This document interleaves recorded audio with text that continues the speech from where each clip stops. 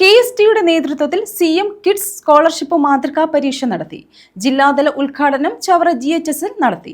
രക്ഷിതാക്കൾക്കായി ബോധവൽക്കരണ ക്ലാസും ക്വിസ് മത്സരവും നടത്തി.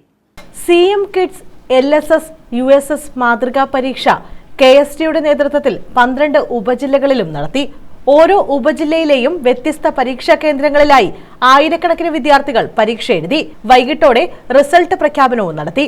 രക്ഷകർത്താക്കൾക്ക് ബോധവൽക്കരണ ക്ലാസും ക്വിസ് മത്സരവും വിവിധയിടങ്ങളിൽ സംഘടിപ്പിച്ചു.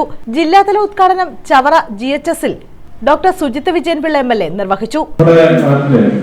പല കുട്ടികളും വിദേശത്തെ യൂണിവേഴ്സിറ്റികളിൽ നല്ല യൂണിവേഴ്സിറ്റി ഓക്സ്ഫോർഡ് അടക്കമുള്ള കേംബ്രിഡ്ജ് അടക്കമുള്ള യൂണിവേഴ്സിറ്റികളിൽ സ്കോളർഷിപ്പോട് പഠിക്കുന്നുണ്ട്. അതെനിക്കറിയാമോ?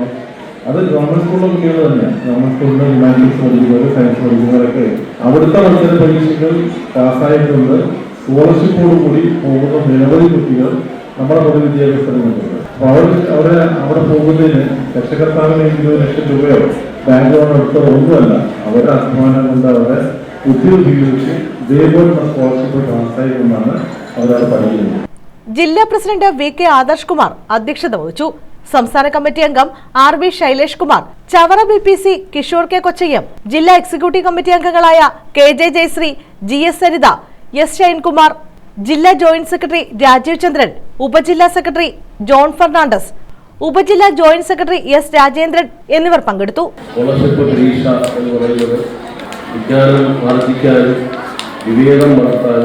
സാമൂഹികമായ ചിന്ത ഉയർത്താനുള്ള ഏറ്റവും നല്ല അവസരമായിട്ടാണ് നമ്മൾ കാണുന്നത്.